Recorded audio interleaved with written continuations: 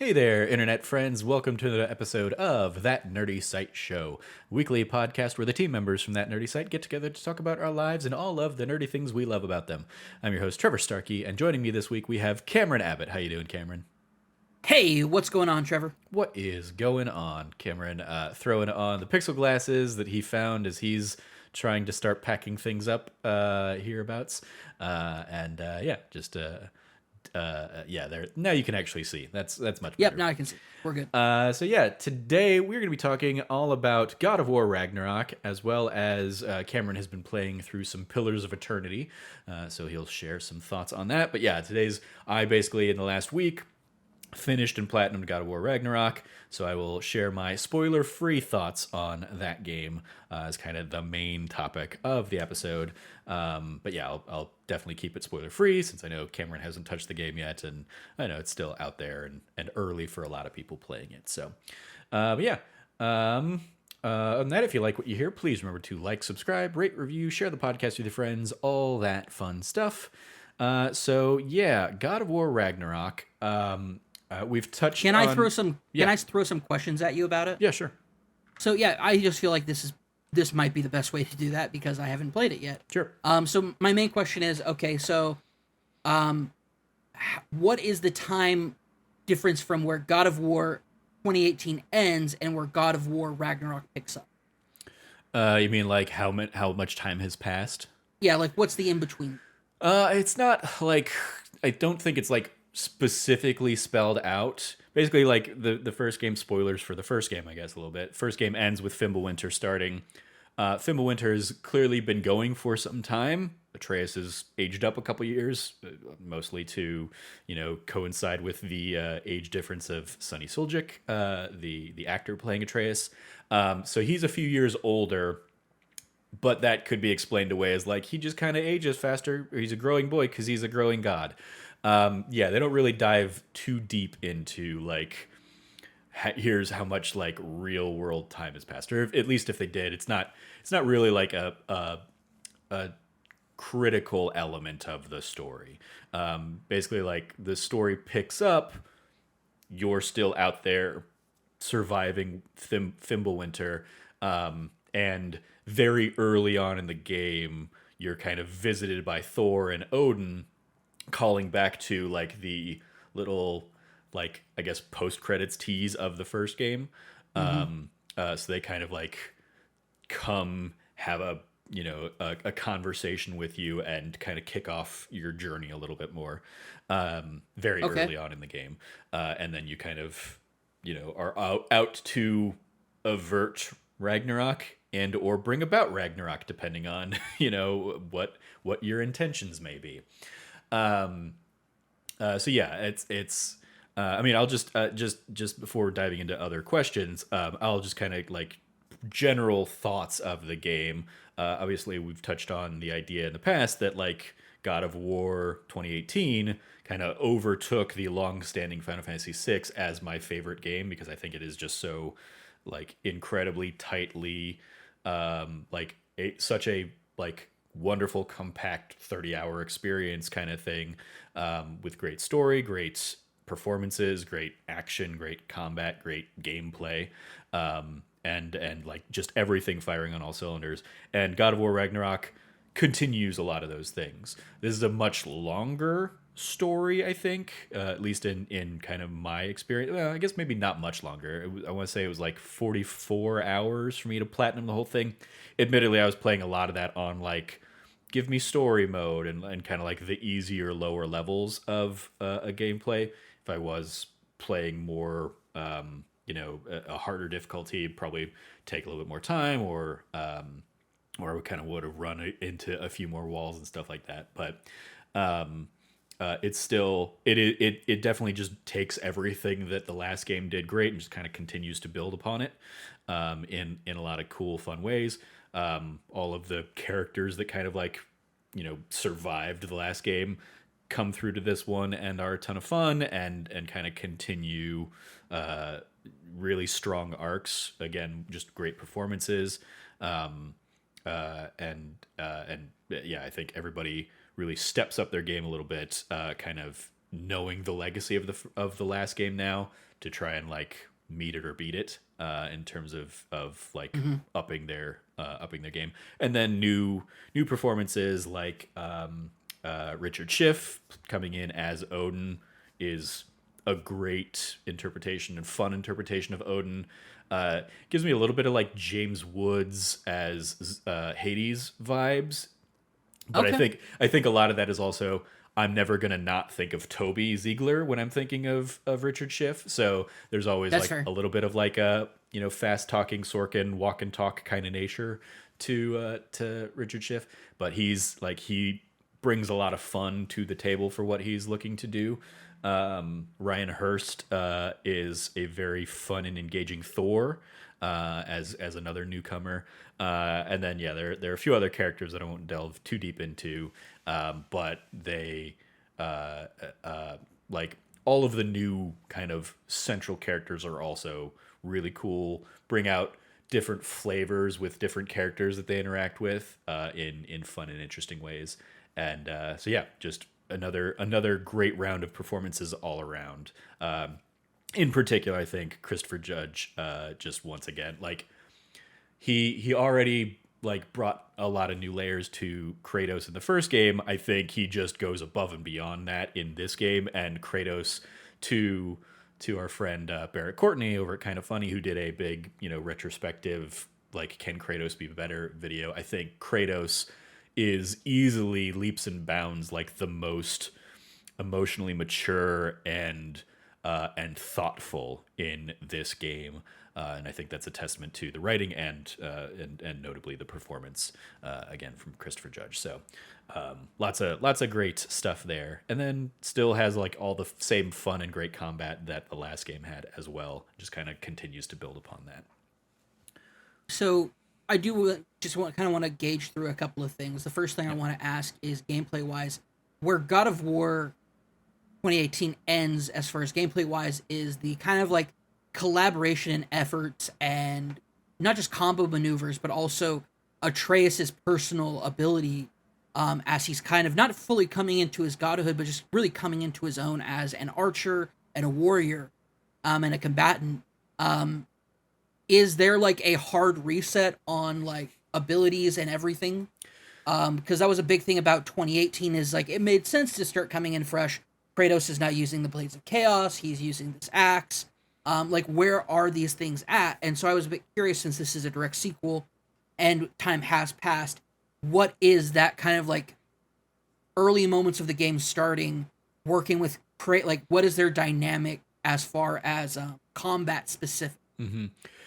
It's, I mean, there is a lot of like a reset nature to it, and they kind of there's like a line in there, basically like Fimbulwinter weakened all of the abilities and powers that we had gained through our last journey.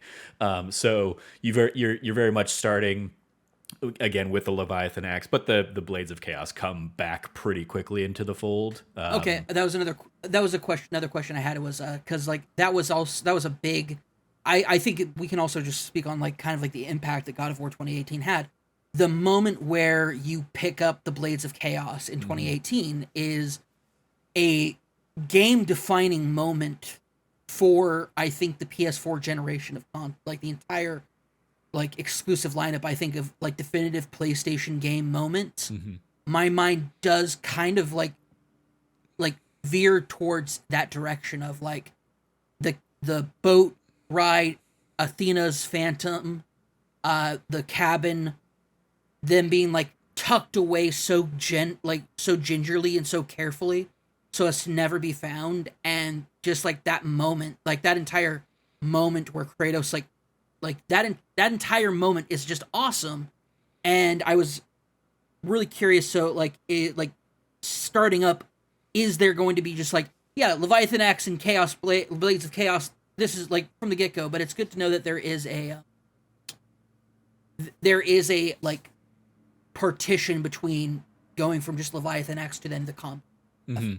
Yeah, definitely. Okay. And the like the game also plays with new like the first game, obviously Metroidvania elements with like the different ways you can use the axe and the chaos blades in like opening up new paths in the world and stuff like that. But also with like the different kinds of arrows that Atreus gets. There's a different like pairing of arrows this time around, like because one of them last time around was the Bifrost Light, and basically the Bifrost got like completely borked by the end of the last game. So Oh yeah, because you flip it yeah. upside down. So that kind of gets a new like there are new layers kind of built into those elements, but then also the game kind of adds new, I guess, like power ups to like the Leviathan axe and the Blades of Chaos over the course of the game that like continue the Metroidvania things. Like, you know, like one of the things that the Chaos Blades could do in the first game, once you got them, was like you can destroy weeds and stuff like that. And basically in this game, because you pretty much have the Chaos Blades from the start, you can do that right away. But there are still things that like you can't get past, and there's new kind of elements and new upgrades that you'll get from like Brock and Sindri and stuff through over the course of the game that will still kind of give you reasons later in the game to go back and like revisit places, because now you've got new tools, you can access new areas and stuff like that, just like the first game.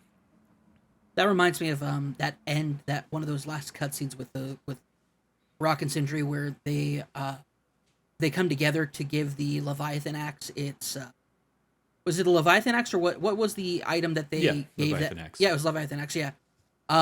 Where they gave that Leviathan axe like that last upgrade. So it's similar to that. Like you do see those similar kind of like growth and evolution and change of the Leviathan axe continue. Yeah, you like I mean, gameplay wise, you're still, you know, when you take out bosses and stuff, you're collecting crafting goods, and basically like after certain boss fights or after certain side quests, you'll get like, here's the upgrade for the Leviathan axe, or here's the upgrade for the Chaos Blades. I'm not gonna lie, that was a main reason why I loved God of War 2018 so much, was I wanted to see what the next kind of upgrade did, or what it looked like, or how it kind of like changed things. Yeah. One of my favorite things was the armor. So let's talk about Kratos's, like, Kratos was famous in the original God of War series for basically wearing a loincloth and nothing else. In God of War 2018, he starts, he has more of a broader thing. I saw some people do like I'm going to give him a full set of armor, which I am emphatically against. Like, Kratos should be nips out, bare-chested at all times. So there is an element to the game, I think, that you will very much enjoy. You can equip whatever armor you want to like get the stat boosts and stuff that you want, but they also have like, you can change how cosmetically that armor looks. So if you want to equip him with armor that gives him like very, very high defense or something like that, but have it look like the loincloth bare chest armor kind of thing, you can equip the armor and then just change it to match the appearance of the other thing. In particular had Kratos running around in a nice pink set of armor that I was like, I like this. I think this is a fun flavor of Kratos for a lot of the game. You know, he's got like big like metal plate armor basically, but it's a hue of pink, and pink like wrist guards and like not like a skirt, but like, the whatever those would be. But yeah, it was really cool that it had bottoms. the. I'd say it's safe just to call those bottoms. Sure, yeah. But yeah, it was a cool element that they have of like, okay, yeah, like we get that you might want your Kratos to look a certain way, but we don't want to exclude you from exploring the other weapons and stuff. In that same vein, yeah, that was a big thing for me. Was there was a clear like, I want to be like balls to the walls, heavy attack aspect from 2018, and then I want more health and defense. Yeah. And so hearing this makes me very happy that I can choose whatever I want, and also Kratos, the nips will be seen. Yeah, there you go. You can't keep those Greek nips away from me. Sure. Those Greek nips covered in the ashes of his wife and child. Indeed. One of the things I wanna highlight, I mentioned it a little bit. Like you'll get Chaos Flames that'll upgrade your Blades of Chaos. as you kill eventual bosses and stuff like that. The enemy variety in this game, basically, they very clearly took the note that a lot of people had of the last game of, I got so tired of fighting the same things, or every boss fight was just another troll. This Yeah. this game has a lot of good, fun boss variety to go along with it. So I was gonna say, man, like the within Norse mythology, there is no shortage of like creatures and monsters and all sorts of stuff that like it's literally like a plethora of like just creatures and monsters and stuff that like we still recognize today. And so it's cool to hear that they are tapping more into that. yeah, definitely just a lot. Like, I mean, the overall like gameplay is still going to be the same, but a lot of those different boss types definitely have different like move sets, and so you have to figure out and kind of like know the different combo attacks to avoid, like what you can parry, what you need to dodge away from, what you need to dodge roll away from, all that stuff. But yeah, it was um it was amusing to me. I almost like was expecting them, the couple of times they do take out trolls in the game, I was expecting them to be to kind of throw some kind of offhand joke about like, I feel like we used to do this a lot more or something like that, but they do not. They don't throw a lampshade on it, but still, it's clearly a lesson that they learned, and feedback that they took from kind of the criticisms of the last game is just a much wider variety in the fighting in general, in the combat in general. I think there's a much broader kind of like interesting choices around the enemies that you face. Any other That's good to know. any other Yeah, I questions had you have for me? another some more questions I had. So a big emphasis, and you touched on it too. Good friend of ours, Barrett Courtney, who is over at Kind of Funny now. He mentioned in his kind of like retrospective and question, like, can Kratos be better? That is a massive lesson that kind of like was imparted as kind of like a central theme of like, why should we care about Kratos now? It's the idea that Kratos has had a full circle of his own life, and now he is a father and has to, or he is a father once again, and has to impart these things to his son, after just dealing with like the death of like his like weirdly like not estranged but kind of like estranged wife, and like this very difficult like relationship that a older and much more grizzled Kratos has with like trying to find fatherhood again was a massive part of God of War 2018. The idea of like being better, the idea of that concept of being better than the gods that were before and being the gods we choose to be, which Kratos tells Atreus, is that a theme that continues on? It's a question. I don't need specifics. I would just like to know that that thread is still continuing, or if it's not.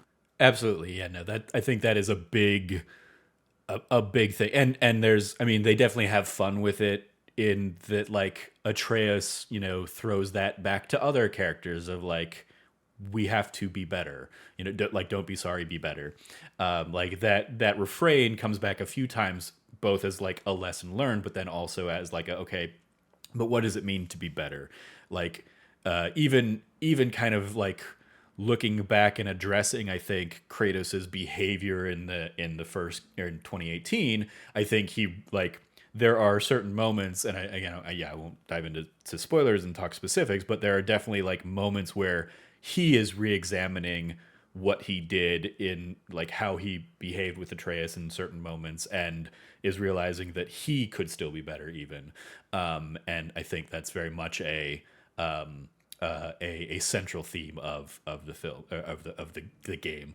How can they be better to one another, but then also to the world around them, to their companions on this quest, to allies that they're trying to make, to enemies even. How can they be better, and not continue the cycle of violence? I think a lot of, especially off of the tail end of the last game, and like the prophecies that they see, and how they saw that their whole journey had been foretold, there's a lot of kind of like fighting against fate in That this is a one. question I was going to bring up because that is something you mentioned at the beginning, like because Odin's big theme that was very heavily prevalent, even though Odin himself wasn't in the game. He was so heavily prevalent of this idea that Odin was trying to find any way possible to avert the end of the world, to avert Ragnarok, to avert, but most importantly, to avert his death. Mm-hmm. And that is something that I also felt. So if in the original God of War games, the thing that like basically threw Zeus into basically kickstarting and ruining Kratos' life was the idea of this prophecy foretold about like fathers killing or sons killing fathers and taking their throne. Mm-hmm. And that fear drove Zeus to do the things that he did that led to Kratos becoming the ghost of Sparta, becoming like a puppet of Ares, and then freeing himself. That entire cycle of death and destruction to the Olympian pantheon, and creating kind of Kratos' mythos as a god-slaying demigod, Mm-hmm. being Allah being the god of war, was all kind of like fundamentally about somebody trying to avert fate. And at the end of 2018, Kratos tells Atreus to, like, we can only make the best decisions we can. We can only try to do our best, regardless of what the outcome might end up being. And I was curious how that, because where Kratos has come from, and then coming into a world that is ruled by a god king who is very much in that same vein of like afraid of what's going to happen. Mm-hmm. I'm really curious if that is a theme that kind of like Kratos carries with him into the sequel. Very much. I think the game very often kind of confronts Kratos trying to learn from the lessons of the past, and not repeat his own history. And a lot of that comes like there's clearly been enough time in between games that like Mimir is still around, and he and Kratos and Atreus have shared a lot of tales of Kratos' past life. So there are a lot of moments in the game where Mimir will kind of like have those conversations with Kratos, and kind of like know what Kratos is thinking, and know that Kratos is trying to make a different choice because he doesn't want to go down the path of let's just kill Zeus again or something like that. So it's very much, yeah. I think that's also fueled in part because, yeah, to that like very early scene that happens in the game. So it's not like a deep spoiler or anything like that, but very early, kind of like Odin appears to try and broker a peace. Like he's still very much trying to avert Ragnarok, but why is he trying to avert Ragnarok so much? Is it just because he's trying to prevent his death, or is it because he's trying to do other things? That's of course, Odin's going to be, kind of keeping a lot of his cards close to his chest. Odin's origin as a dual trickster god in classic Norse mythology, Odin and Loki were milk brothers. They were nursed at the same breast of the giantess. And so that's like where their bond comes from in Norse mythology. And everybody goes, "Oh, well, Loki's a trickster god." It's like, I had to break it to you. Oh, like I had to tell people Odin's not like this like wizened figure. Odin's straight up just like he likes to go around in hiding and pull tricks and pranks on people. He likes to like test and poke and prod people to see what they're going to do. Odin literally tricked the cosmic order by killing himself and then coming back to life, losing an eye, but in return, like the entire like mythos of Odin is somebody who literally plays tricks on the universe. Mm-hmm. And so the idea that they're bringing in like, yeah, guess what? Odin's a fucking trickster, dude. Is he about this? Is he not about this? That's something I liked about 2018's God of War is, well, why is Odin doing this? Well, he's doing it to prevent Ragnarok. And at some point, both Mimir and Kratos stop buying it. And it's a big part of it is through the Valkyrie story. Is it's like there's no way that this like what are these decisions that are being made because they don't make sense. Some of them just do not make sense. And like Atreus says, from the mouth of babes, the truth shall be born. Like the truth shall come from the mouth of babes. Whatever kind of like variation of that parable you want to use is Atreus asks those questions, and it's like, but how wouldn't that cause Ragnar? Like, isn't he and it's like you don't know if he's accelerating it, if he's trying to stop it, like where that push and pull is, and that's what I really liked about Odin's characterization, and like also the characterization that Tyr in Norse mythology is a god of justice, a god of order, and not necessarily a god of order, but a god of justice and doing right by people and being trustworthy. Like oaths taken in Tyr's name were meant to evoke trust, and because you wouldn't swear on Odin's name because Odin's a fucking trickster. Odin will lie to your face, no problem. But Tyr was known as this god of justice and this stalwart person, and so kind of seeing that and then aggrandized in the Tyr that we get characterized in 2018. And so my thought process on that was, okay, is that what they've also done with Odin? And I'm really curious. Don't tell me because those are spoilers. We know Tyr's in the game because Tyr shows up in the first trailer. I'm really excited, and this is less of me asking a question, me more just like I'm really excited, and I hope does that come into play on any level? The stories and the myths and the kind of ideas being blown up so massively in this world. Is there any kind of reconciliation with some of these tales are a little bit tall? Yes, they definitely play around with that. In particular, was one I chuckled at, and I'll keep things vague enough. But one of the things you and I talked about back when we first started seeing Tyr in the trailers and stuff, you were like, "But why does Tyr have both his hands? What's going on there?"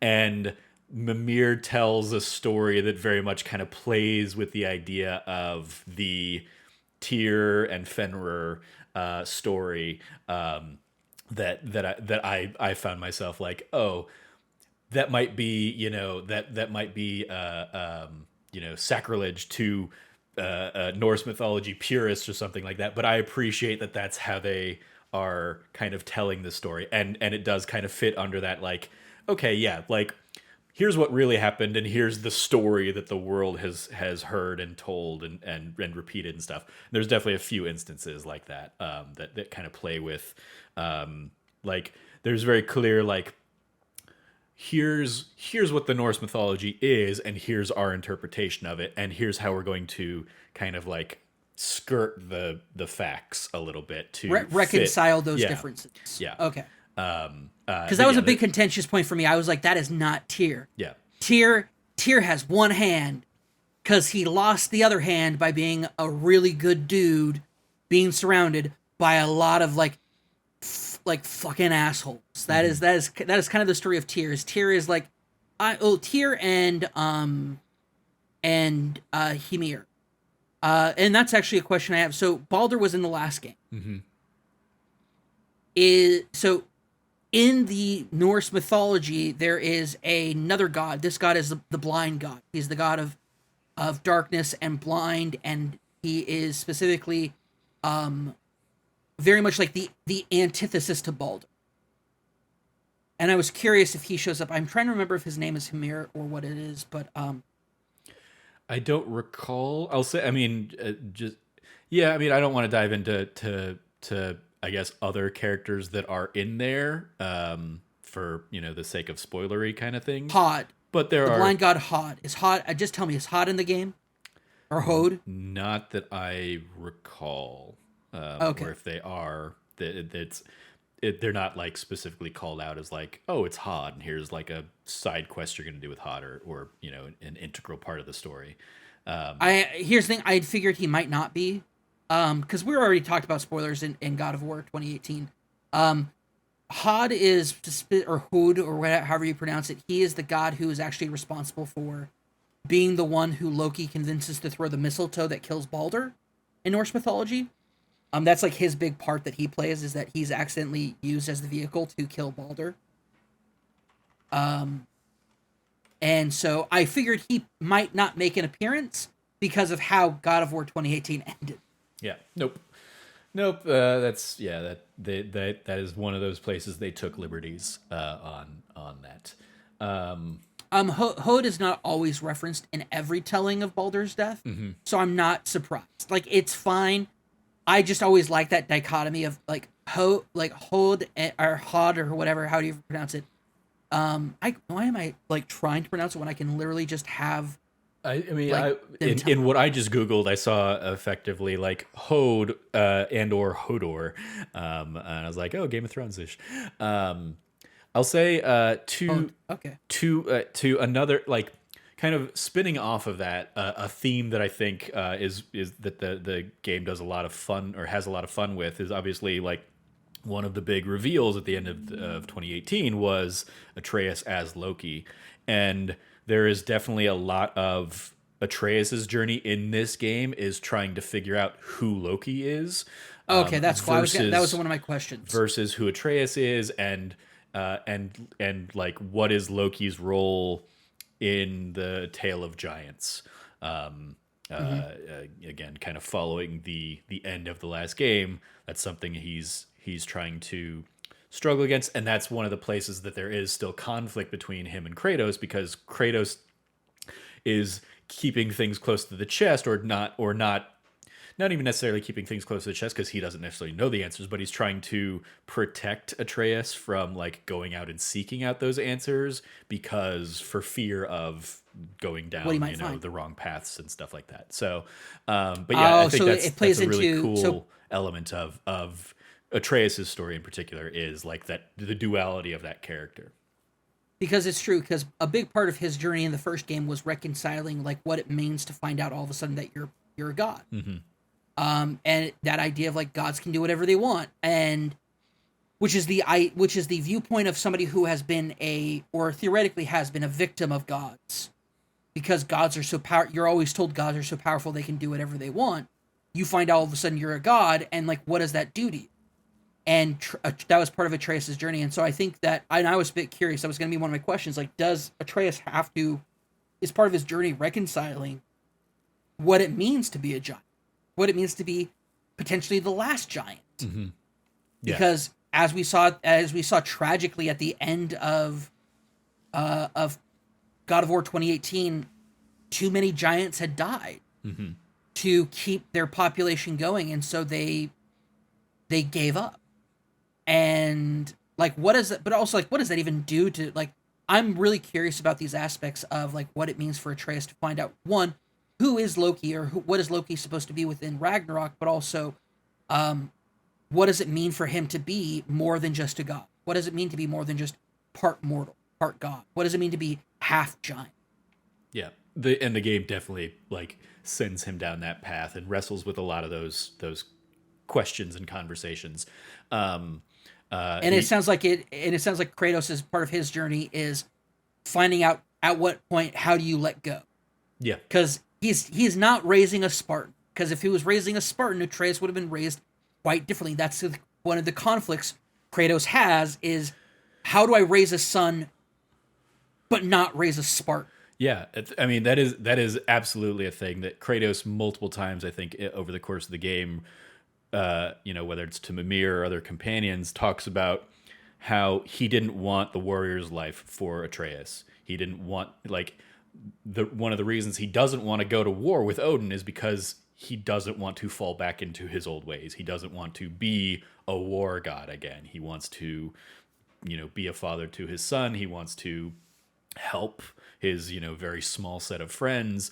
But he doesn't. Very, very small set of friends. Yes. But he doesn't want to, raise Atreus in that same mindset. And that is something that he struggles with a lot throughout the game, because Atreus is very much trying to head straight into conflict and kind of and it's very much kind of the tension that those two characters have throughout the game. Because he's his father's son. Yep.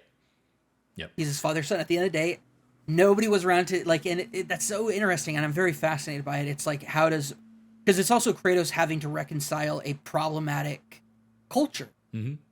that, and that's something I really liked. They never really addressed it, but it was very prevalent when I was playing through God of War. Is he's very much struggling. How do I keep like he's that moment where he's like trying to he's about to put his hand on Atreus's shoulder, then he stops Hmm. and like thinks if that's the right move to make, and it's in that pause that he loses the opportunity. And later he reconciles that and deals with that, and now he's no longer afraid to show like that small modicum of Yeah, I parental mean, I'll affection. say like I started like much like I did with the original 2018 God of War. Like I finished that game and then almost immediately like started playing it again.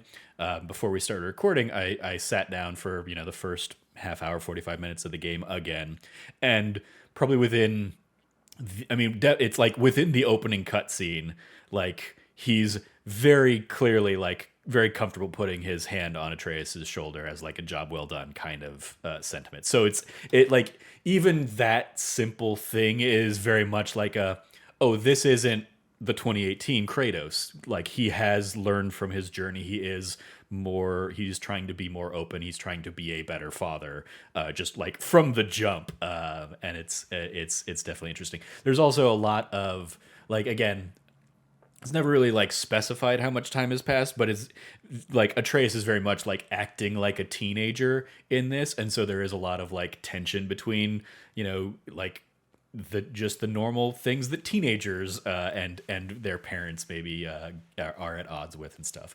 And when your father is literally the ghost of Sparta, like a god of war, who when he tells you to do something, he expects it to be done. Hmm.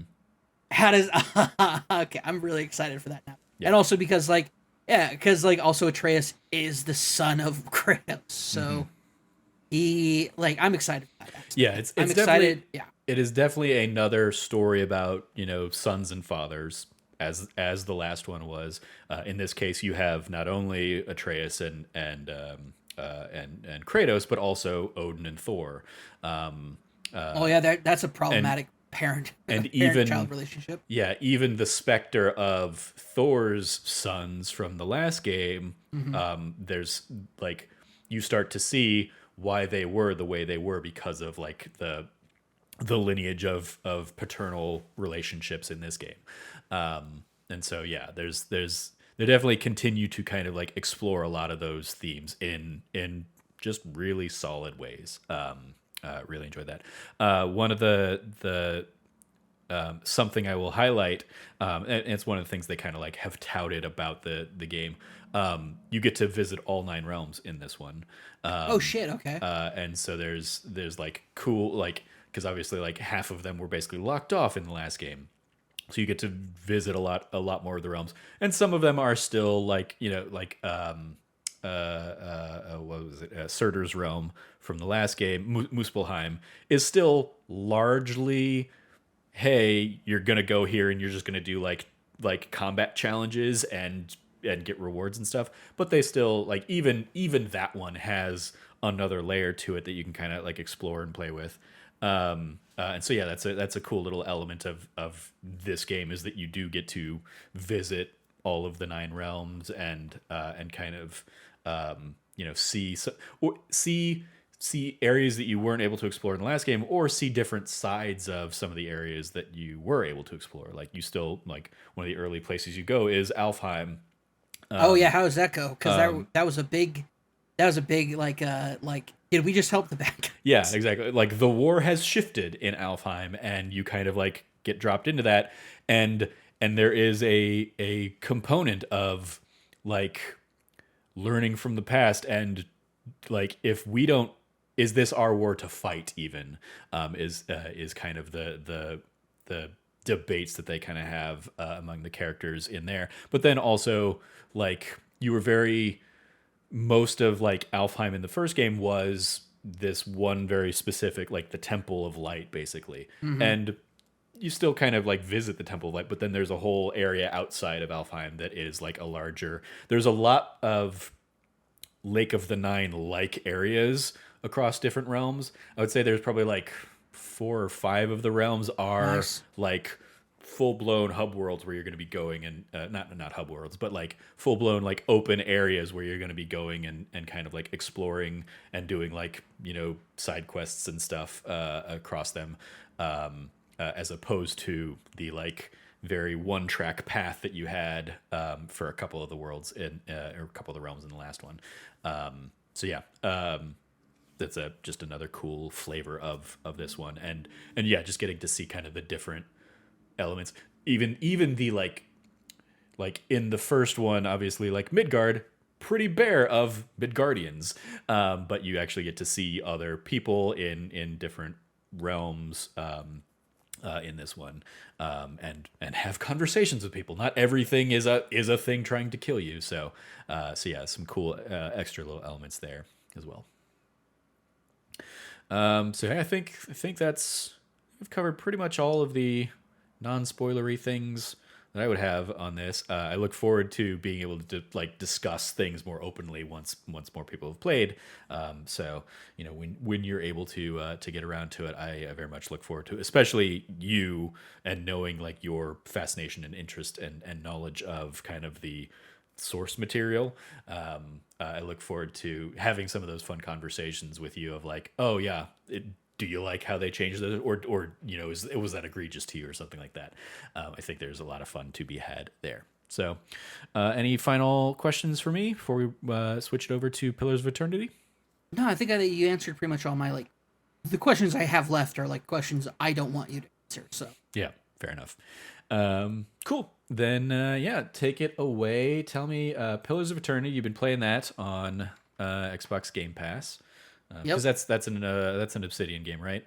It is, yeah. It's part of their Obsidian Game Pass overall. Like, yeah. Honestly, like I have to say, like Game Pass once again proves like no matter how broke or busted my life gets, it's still like the best $10 I can spend a month. Best value in gaming. It's beyond gaming. It's the best value of all, like of anything I can think of outside of the concept of Netflix. I think. Yeah. That's it's the. So I just pulled up Blood, Sweat, and Pixels because Pillars of Eternity is chapter 1 of that Jason Schreier book. I gotta read that. I don't recall how that went. It's because in particular it's talking about how like Pillars of Eternity was, I think, like hot on the heels of Broken Age being kickstarted, and it was basically like Obsidian was like, hey, like here's a pitch we have. You think we can make it? And basically like they were like, well, we can try and like kickstart it basically, and it effectively saved Obsidian when they were kind of in a drought. Oh, okay, I do remember that. Stuff like that. So I do remember that. Okay, I remember that chapter. I haven't read it in a couple of years. I gotta check that back out again. Yeah. So Pillars of Eternity is good. Like it's really good. I have to say, like it suffers from kind of like the Western RPG-ness of 2015, 2016, whenever it came out.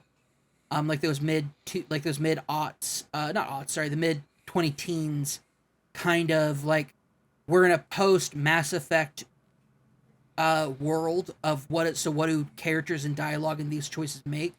One thing I will say that is pretty interesting about it is like this is like a very fascinating type of world. There's a lot of interesting different kinds of like outside the norm character classes for the game. But overall, what's really fascinating about it, so the way the game starts off is you make your created character and you select the reason why you're going to this new area called Deerwood. Not Direwood. I thought it was Direwood because it's DYR wood, but it's actually Deerwood. Which I was like, Direwood. And then somebody said it for the first time and they're like, Deerwood. And I was like, oh. So Deerwood is this new area that is basically dealing with a lot of different things going on. One thing that they have going on, which is absolutely terrifying in concept, is basically some children are being born without souls. And you think, oh, so the child, it's a stillbirth. No. The child is born. But the child has no reaction. It will not make noise. It is basically alive. It is alive. Fully alive, but it will not recognize people. It will like the things and cognitive nature that you'd expect from it. Like it has all of its faculties, but nothing kind of behind the wheel. The car's fully built, but nobody's at the driver's seat, so to speak. And it is this terrible thing that is happening. And there's a type of magic called animancy, which is basically the magic of souls and using souls and like transmuting souls into places. And so they've tried, like, you find out they've tried a lot of things to fix this with animancy, including taking animal souls and putting them in babies. And it worked out great at first. And then as soon as puberty hit, they basically turned into a bunch of feral nightmares. Because at that point, the soul was stretched too thin or whatever. Like, they have a lot of theories about it, but basically, it turns them into little feral monster babies. It's awful. Is this all babies are being born without souls, or is it just like some? The majority. Majority, okay. And it's just in this one part of the world.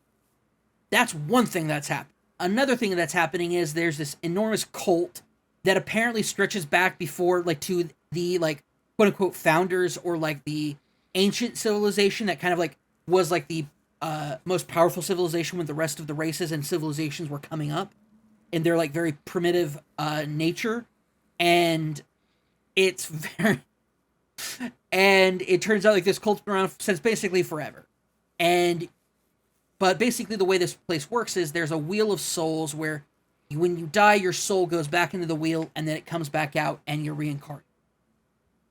Your character that you end up playing gets involved in a ritual that awakens them as what's called a watcher. And a watcher is somebody who's able to see and comprehend both their past lives and the past lives and souls of other people. And it puts you in a unique situation. So you're not like the only one that's ever existed. This is very much like people know that these exist. The problem that you run into, though, is all watchers eventually go batshit insane. Cool. Really crazy, really insane. Like, because what ends up happening is they see their other past lives so often that they can't keep their current life as their prime focus of like how they're living and doing things. Things get too messy and muddy, and eventually it drives people insane. And so your character, who basically is just like, I'm dealing with this, it's treated like, oh, hey, your character wasn't born a watcher. They've been afflicted by it. Because you get caught up in this storm that if you get hit by the wind of this storm, like a tornado of energy, it literally tears out your soul from your body. But when you got hit by it, it didn't do that, but it basically woke you up and now you're a watcher. And it's this entire, like, that's one part of, that's once again, that's one thing you're dealing with. Then there is the fact that, like, animancers, because they have been at the front line of trying to deal with the Hollowborn issue, which is the babies being born without souls. They've been on the front line for literally so many years since this happened. Oh, by the way, sorry. Before this happened, there's been a bunch of war, like a couple of big wars. One of the wars, though, was literally a god possessed a vessel and tried to conquer the world. And to stop the god, they literally made a god bomb to blow the god up. And they did. And it worked. And now the god's dead. But then the Hollowborn stuff starts happening. And so people are like, they call it the Inheritor's Curse. It's this whole thing. It's only happening in their part of the world because of this thing, even though the rest of the world practices animancy. And basically, because animancers were at the forefront of this, people have now associated animancy with the Hollowborn issue, and either they don't believe in animancy at all, or they believe that animancy has caused the Hollowborn issue. So there's a current section of the population that is very influential and very powerful, but is coming under massive scrutiny and fire from other parts of society. And this is all happening so they are having a birth dearth where their children aren't being born, or when children are born, they are not actually like fully alive. And people in like the countryside have like gone off the rails with it. That's like one of the first things you do. You come to this town, you're like, oh cool, I'm coming to this really nice quaint town. You walk up and it's literally like a bunch of bodies hung from the tree, like the big tree in town. Like a bunch of them. And it's like, yeah, those guys were animancers, or they knew an animancer, or their relative was an animancer, or somebody heard them say animancer once. And they're all strung up. And it's like, ugh. Cool. Anyway, bet they'll love communism. Oh yeah. It's anyway, so it's just been great in dealing with that. But the great thing that they're doing is what Obsidian does an amazing job with is giving you choice. There are so many choices and options of how to complete quests, how to go about things. There was a situation where it's like, hey, you have to choose between like this thing or this thing, and it's like, what if I just kill both? And it's like that's a viable option. And what wouldn't you know it? That's the best option. There you go. I was like, wait a minute, me killing both ended up being the best outcome? That's weird because like neither outcome was good, but this one was the best. That's why. Also, they have something that I love, which is a base building mechanic. You basically you find your own castle that's been overgrown, and you retrofit out the entire like fortress of it around it, and it's super cool. You will get up, make hirelings, and they'll like walk around doing patrols around your place. And you'll have like random events where like bandits or something will try to like raid your castle, and you can be there to defend it, or you can let your guys do it. But if you do, like the bandits might end up destroying a part of your thing, and you have to take time to rebuild it. And it's an eensy bit expensive to build these things, and on top of that, it also takes like time in game for them to be built. I have a fully built out castle. I had a fully built out castle before the beginning, at the beginning of Act 2. I was like on my last two things that I needed to build that out. I strictly was about to I'm about this base building life. And when you rest, depending on what upgrades you have, you can choose which upgrades you want to have access to give you bonuses. So like I ran into a situation where I couldn't pick lock a wall, like a door, but I knew if I went back to my place, rested there, got a +2 to the mechanical skill set, which increases my lock picking, I could go back and then I could lockpick the door, and I did that. Nice. And it was awesome. Very Oh, cool. like there's like any like eternity puzzle like dungeon that's below your castle that you go throughout the game and you can do, and it has like some like really great monsters and items down there too, and it's also part of like two different people's quest line. It's a lot. There's a lot going on in that game. It's all really compelling and awesome. The characters I thought at first were like super dry and boring, but I've actually like really come to like a lot of them. They're really good. And like I dealt with this paladin gal, and she is like, "Hey, I'm supposed to make a trade deal that I know in the long term will be really bad for this region. You should tell me what to do." And normally it'd be like you have to tell her that's a good thing, like do it or don't do it, or like that's the thing. There was one of them that is like just tell her that she has to make that decision herself. Nice. Tell her to have confidence in her, like in herself and her decision making. Tell her what the right answer is. You just have to have the courage to do it. And you do that enough times, and then she makes that decision for herself. And I'm like, that is just so good and so cool. I absolutely love that stuff. I love all of that. Nice. That aspect to things. I love that they do it. It's so great. I feel like the voice acting. I think the Outer Worlds had some elements like that too. Yeah, it did. Yeah. One thing I will say is, if you like Matt Mercer, he's in this game a lot. Yep. He's like probably half the voice cast is Matt Mercer. I'm not even joking. Matt Mercer literally does the voice of like two of your companions. Yep. And then on top of that, he's also like a bunch of the like voiced NPCs. Matt Mercer's all over this game, you guys. If you like Matt Mercer, like Critical Role, and you like his like DMing stuff and his voices that he does when he DMs, you're gonna like this game because he's in it a lot. Yeah. I think a lot of the Critical Role cast is in there. Like I see Liam O'Brien, Sam Riegel, Taliesin Jaffe. They're all doing stuff in that one. So yeah.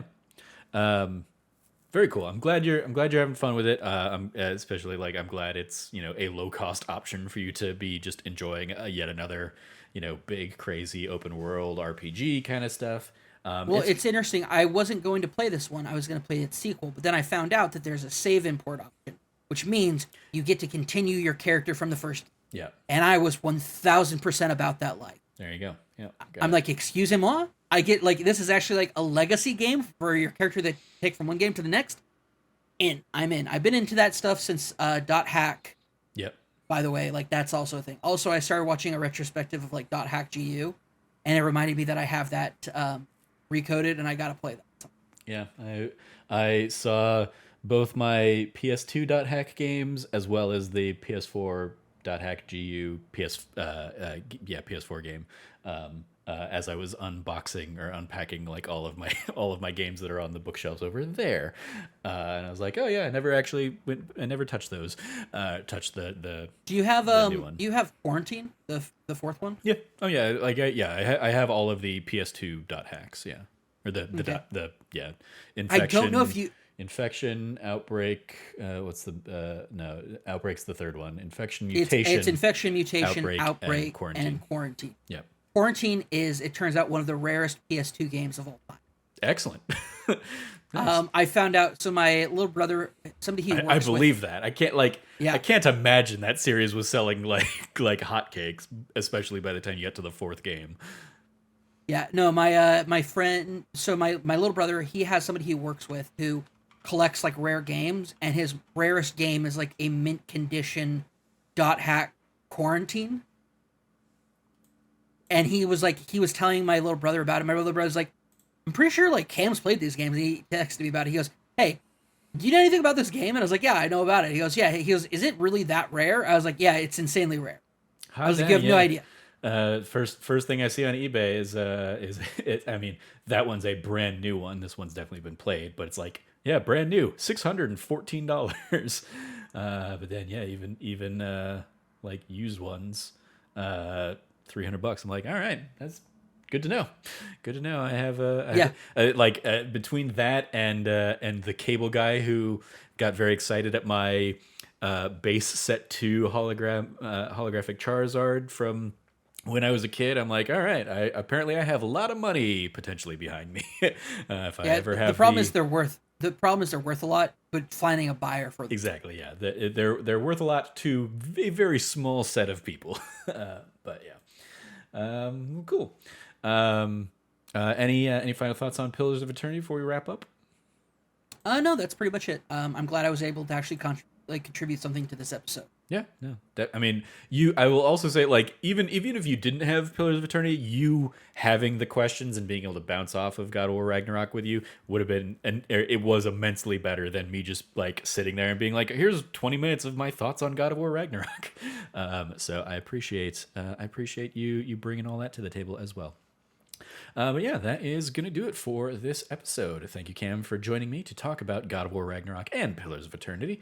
Let's go around the metaphorical table with any plugs we have that will eventually be an actual table. It might actually be this table. But yes, you can follow Cameron at RevCabot, 2 B's and 2 T's. Anything you want to give a shout out to there, Cam? Yeah, I do.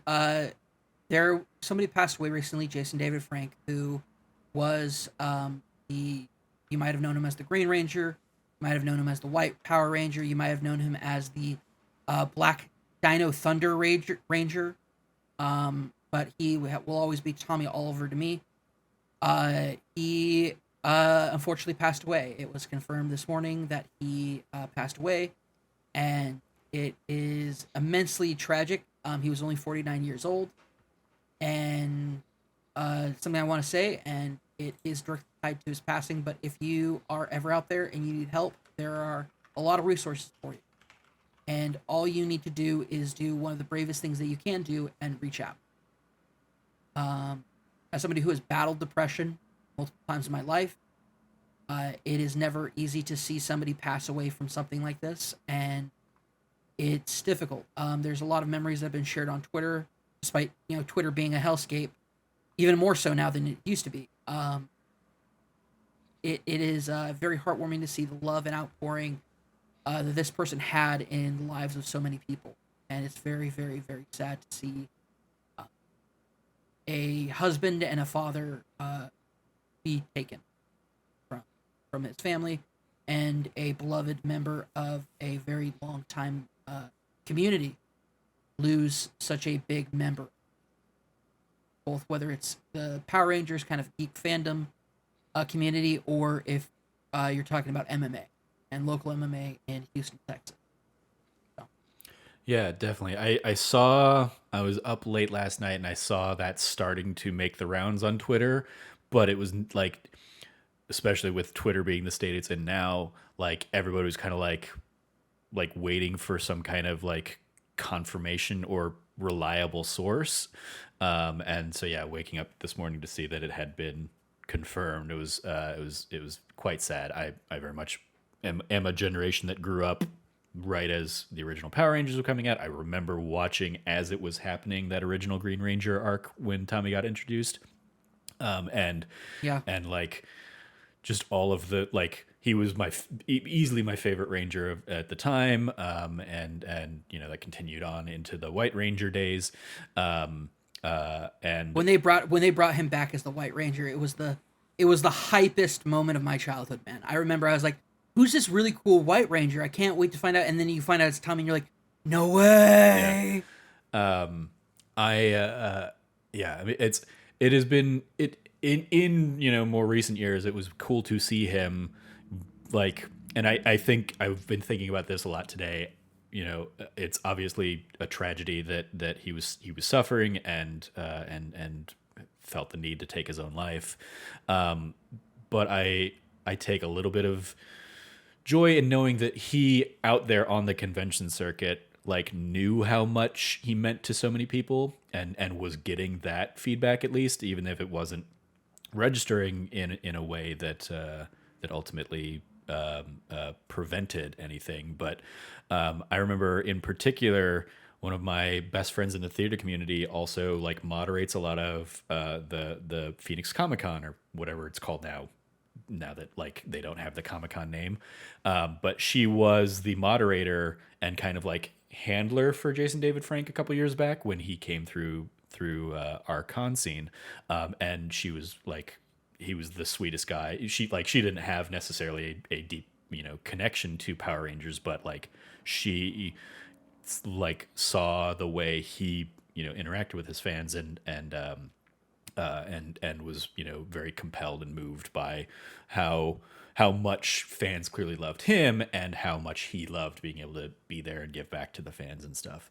And yeah, I've seen a lot of those kinds of those memories shared as well online today. So yeah, absolutely devastating. Please, if you need help, reach out. Get the suicide hotline numbers in your area. There's always a reason to stick around, I would say. And it was a very sad passing. I saw a lot of people, in particular the 1-2 punch of Kevin Conroy last week, and this. It's been a rough week for like my generation, kids who were late 80s, early 90s, who just grew up with all of with those as like our childhood heroes kind of stuff. So yes, rest in peace, Jason David Frank. I loved yours of Rest in Power Ranger. It was a lovely sentiment, Cameron. I saw Rest in Power trending, and I was like, somebody's got to put Ranger at the end. Like, there's no way that like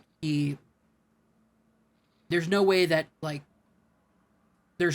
that somebody who loved his fans as much as he did, who it was very apparent how much he appreciated people's love and passion and the legacy that Power Rangers has. Because like, dude, I watch my 6-year-old niece watches Power Rangers all the freaking time. Mm-hmm. I took my nephew to the Power Rangers movie, which like he was begging his mom to let him like to take him for weeks, and finally she said, "Hey, are you free now that like school's out?" And I was like, "Yeah." She goes, "Great, you need to take Skeet to this movie." She goes, "First off, you're the one that introduced Power Rangers to me," which I did. Mm-hmm. Which was one of the greatest moments of being an uncle, was showing my nephew Power Rangers for the. She hates it. She hates it. My brother-in-law hates it. Nice. Well done, Cameron. So, yeah, and so so like that's a memory I have, and I got to like share and like see that legacy get passed on. My niece was just watching. Because my niece is one of the coolest people in the world. Don't ever tell her that I said that. She already has too big of a head. And she's 6. But like it's a tremendous like franchise to have had as part of my childhood. See it be the part of the childhood of children coming up, and knowing like ultimate legacy that it has as Super Sentai over in Japan, and how it's permeated the culture over there, and it's something that's just shared cross culturally and shared among so many different people. The only thing I can say to end this with is just, it's such a massive loss and tragedy, and as somebody who has suffered and somebody who has reached out, I can tell you that it's the hardest, bravest thing you can do, but it's worth it. And don't let a permanent solution be the solution to a temporary problem, because it is temporary. Yeah, agreed. You follow everything we're doing over at That Nerdy Site, or check out thatnerdysite.com for all the latest from us. Once again, if you liked what you heard, please rate, review, like, subscribe, share the podcast with all your friends, or don't do any of that, because there are obviously much more important things in the world. We'll be here. We'll survive. But thank you for listening. As always, stay nerdy and be good to each other.